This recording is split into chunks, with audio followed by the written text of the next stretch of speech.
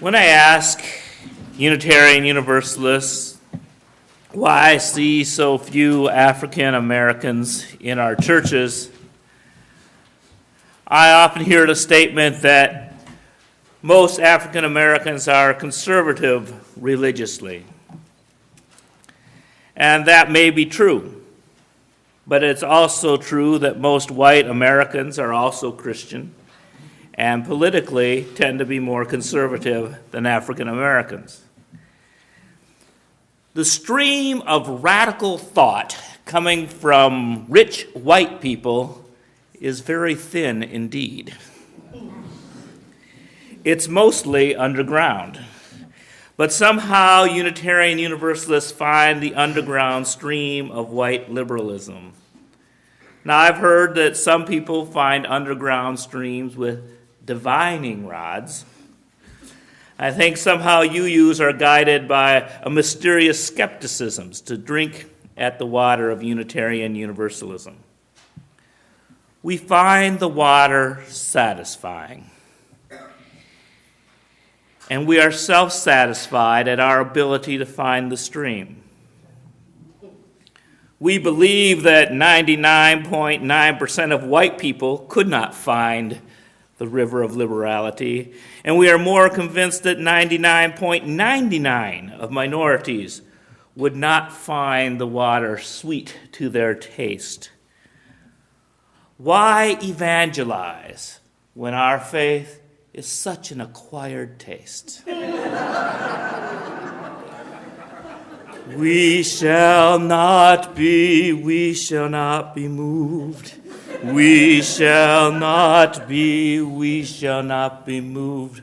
Like a slug sleeping by the river, we shall not be moved. Or shall we? What if we opened our eyes to the rich history of Black skepticism? What if we heard the voices of African American religious liberalism? For it is simply not true that the Black church was the only instrument of change in the civil rights movement. There are poets, artists, and social commentators that approached the problem from a humanistic point of view. Among those who questioned religion were W.E.B. Du Bois, the author of The Souls of Black Folks. He was a radical promoter of higher education for blacks, not willing to settle for being tradesmen, as George Washington Carver advocated. Du Bois was the editor of The Crisis, the newspaper of the NAACP, and Mary White Ovington, a Unitarian and secretary of the NAACP, advocated keeping him on when other board members wanted a less radical voice. In his autobiography, Du Bois wrote, "My morals were sound, even a bit puritanic, but when a hide-bound old deacon inveighed against dancing, I rebelled. By the time of graduation, I was still a believer in Orthodox religion, but had strong questions, which were encouraged at Harvard.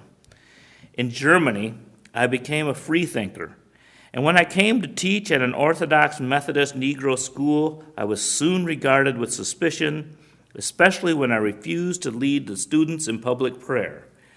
When I came to be head of a department in Atlanta, the engagement was held up again because I balked at leading in prayer. I flatly refused to join any church or sign any church creed. From my 30th year on, I have increasingly regarded the church as an institution which defended such evils as slavery, color caste, exploitation of labor, and war." Furthermore, in an essay entitled On Christianity, Du Bois wrote, "The theology of the average colored church is basing itself far too much on hell and damnation, upon an attempt to scare people into being decent and threatening them with terrors and death and punishment. We are still trained to believe a good deal that is simply childish in theology, the outward and visible punishment of every wrong deed that men do, and the repeated declaration that anything can be gotten by anyone at any time by prayer. Du Bois is considered by some to be an elitist because he advocated educating the talented tenth that would elevate the rest of the race. Now, if we UUs took a talented tenth of Forsyth, Surrey, Stokes, Davie, Davidson, and Yadkin County, we would have 60,000 members. About 10,000 of them would be black. We should be so elite. Du Bois was part of the black intelligentsia that made up the Harlem Renaissance in the 20s and 30s. And a number of members associated with that group was County Cullen. County Cullen's second wife was a member of the community church in New York, which was led by Universalist, Unitarian pacifist John Haynes Holmes, to whom Cullen dedicated his poem Millennial, saying that a minister such as he arises once every 1,000 years. If anybody wishes to write such a poem about me, I will welcome it. But when he considered the plight of his people, Cullen struggled with the possibility of a just God.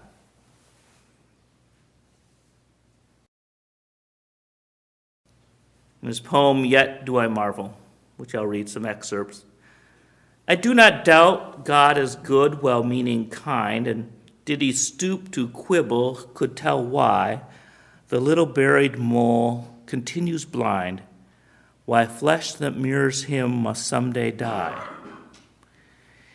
Inscrutable his ways are, and immune to catechisms by a mind too strewn with petty cares to slightly understand. What awful brain compels his awful hand? Yet I do marvel at this curious thing, to make a poet black and bid him sing. In his poem, Pagan Prayer, he's even more pointed in his disappointment with God. Our Father God, our brother Christ, so we are taught to pray. Their kinship seems a little thing, who sorrow all the day. Our Father God, our brother Christ, or are we bastard kin, that to our plaints your ears are closed, your doors are barred within? And in ultimatum, he expresses his hope in human potential and self-reliance. I hold not with the fatalist creed of what must be, must be. There is enough to meet my need in this most meager me.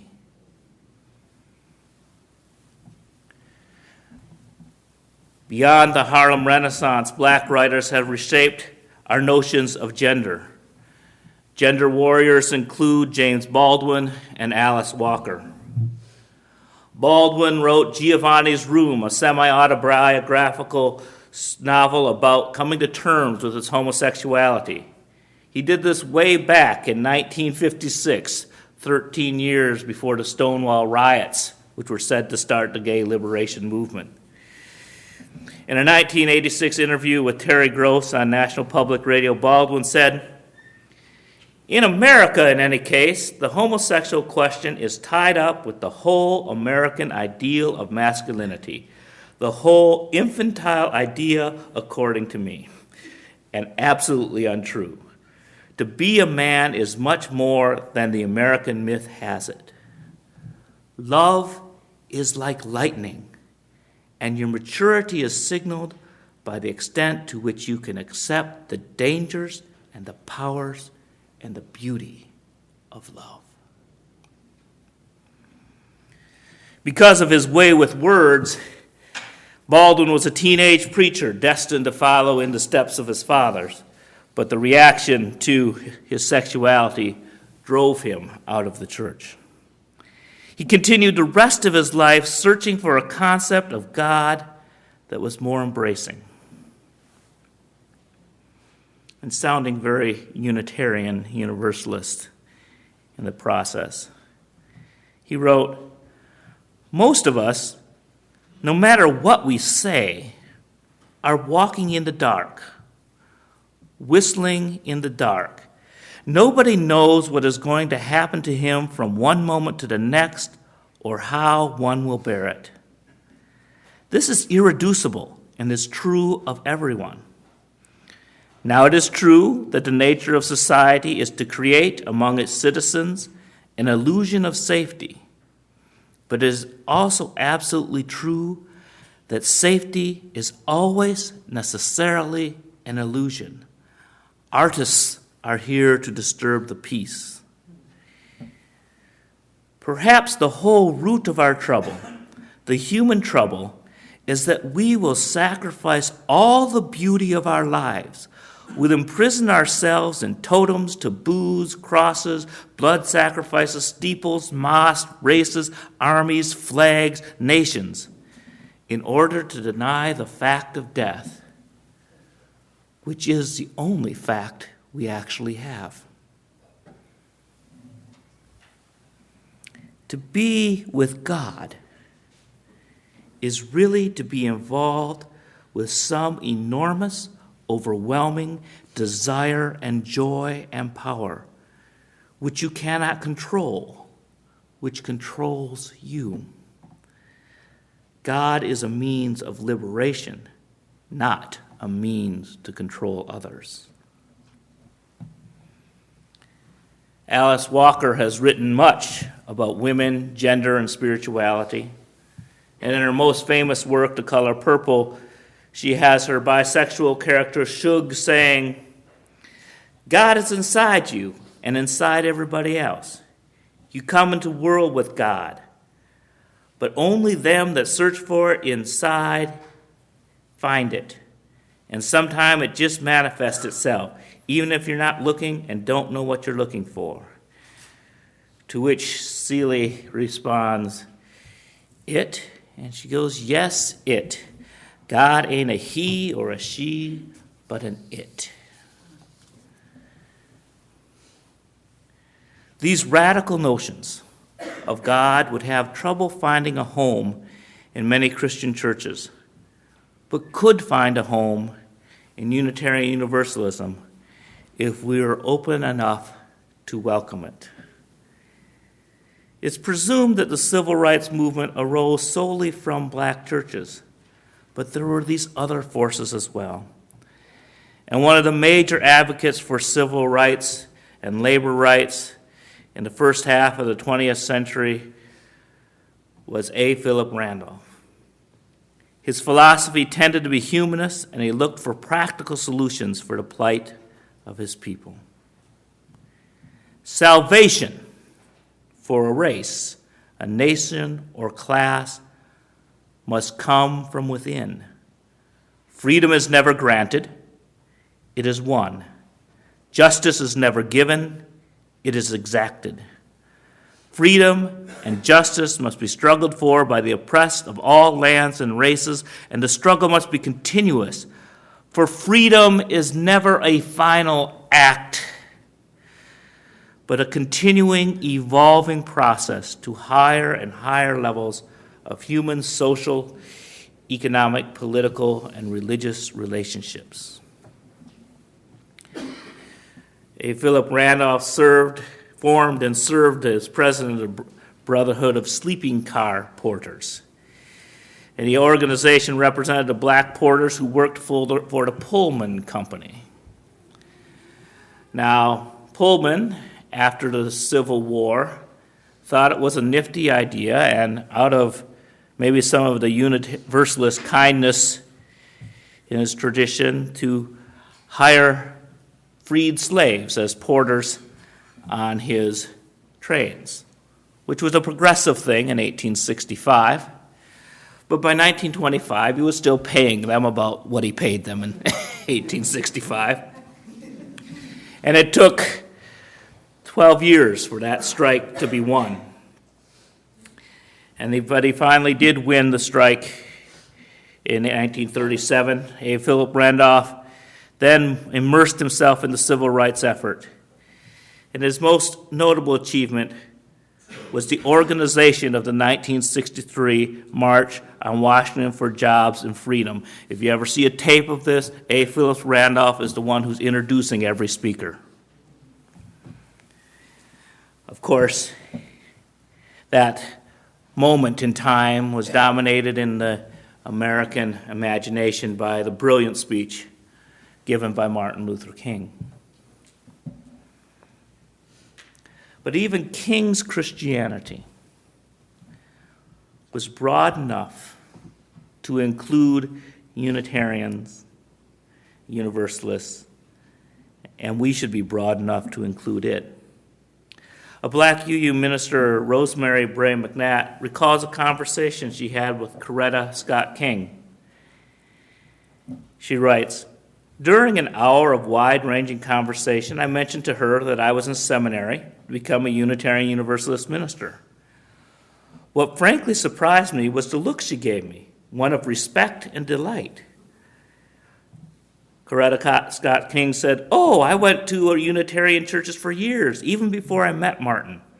She told me, explaining that she had been since college a member of the Women's International League for Peace and Freedom, which was popular among Unitarians and Universalists. And Martin and I went to Unitarian churches while we were in Boston. What surprised and saddened me most was what she said next. Though I'm paraphrasing the gist of it, it was this: "We gave a lot of thought to becoming Unitarian at one time, but Martin and I realized we could never build a mass movement of black people if we were Unitarian." It was a statement that pierced my heart and troubled my mind. And now I considered what our religious movement would be like if Reverend Dr. Martin Luther King Jr. had chosen differently, had cast his lot with our faith instead of returning to his roots as an African-American Christian. Certainly no one with King's gifts could have lived in complete obscurity.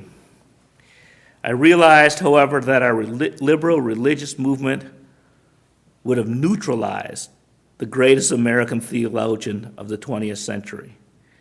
Certainly his race would have been a primary barrier in a religious movement engaged until the 1970s in the active discouragement of people of color who wished to join its ministerial ranks. King might have found his personal struggles to serve Unitarian Universalism at least as daunting as the Montgomery bus boycott. But there was a civil rights leader who was able to put up with us. And that was Whitney Young, who was head of the Urban League in the 1960s. He became a member of the Atlanta church and thus forced it to face racism directly.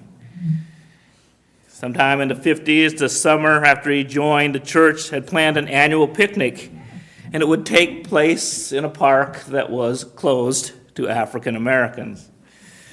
Young was surprised that the white church members had never thought about the possible offense in utilizing such a venue, and he protested.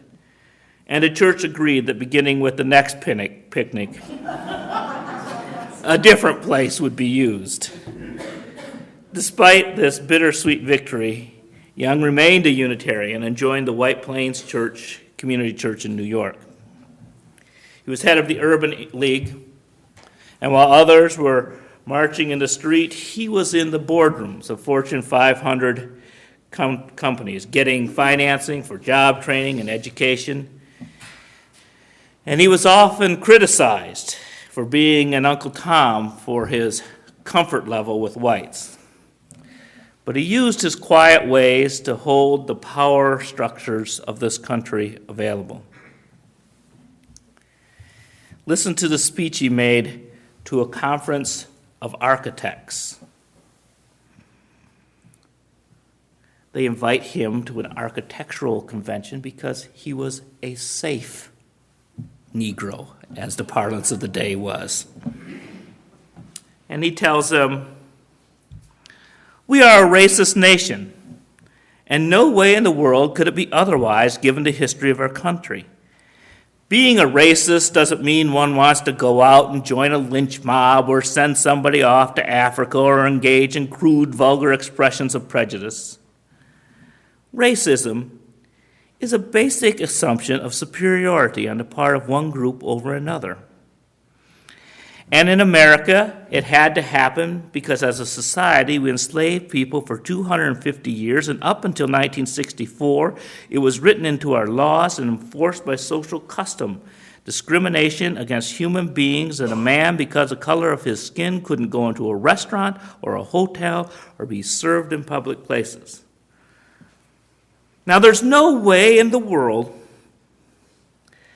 that we could have had this law tolerated and this kind of social custom and still have gone to church on Sunday and mouthed all those platitudes if we didn't honestly believe that some were superior to others.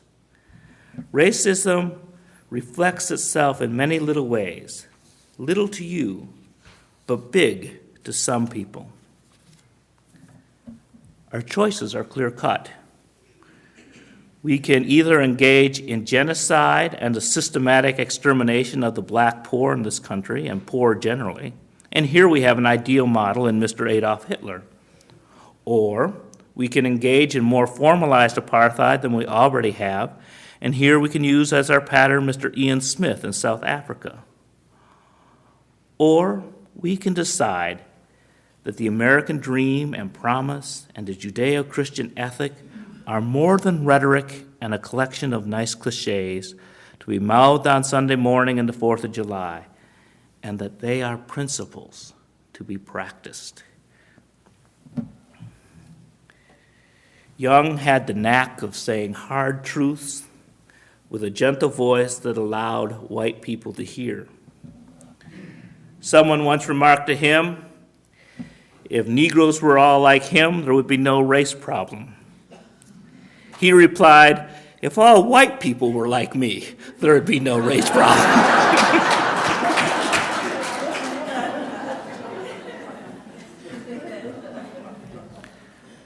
How do we, as Unitarian Universalists, share the truth of our faith in a way that allows African Americans to hear us?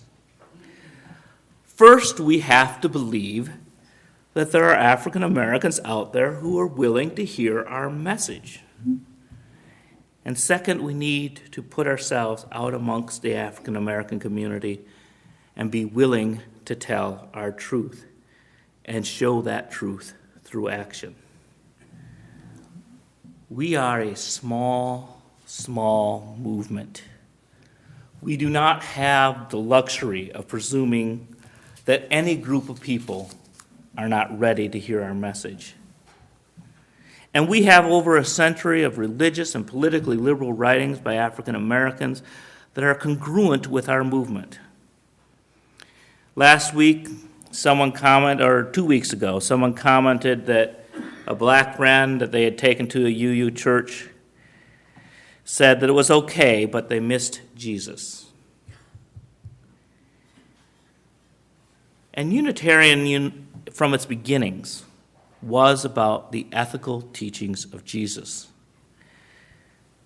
Christianity emphasizes in its creed that Christ was born of the Virgin Mary, suffered under Pontius Pilate, crucified, dead, and buried. He descended into hell, and on the third day he rose again, where he sitteth on the right hand of God, from whence he judges the quick and the dead. Nowhere in that creed is the Jesus who lived, the Jesus the teacher, the Jesus who said, love your enemies, the Jesus that reached out to the outcast, who fed the poor, who healed the sick. This humanist, humane Jesus is at the origin of our faith. Thomas Jefferson edited his Bible so that all the miracle stories about Jesus were excluded and emphasized his philosophy, the works and words of the man Jesus. Ethical Christianity and ethical humanism both fit under the tent of Unitarian Universalism. Even those of us who think that there only might be a God somewhere, or that there is not a God anywhere, can join in singing with others that there must be a God somewhere, because we're willing to share and listen to each other's experience.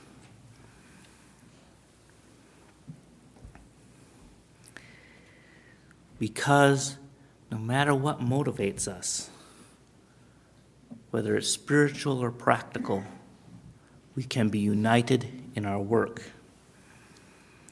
We are called to love our neighbor. Whether we conceive our neighbor as a child of God or descended from apes, what is important is to fight for human rights here and now. If we truly believe in the ethics of inclusivity, we will share our message of hope for all. Our hopeful message that the world is worth fighting for, and all people are needed to make the world a better place. May we bless and be blessed.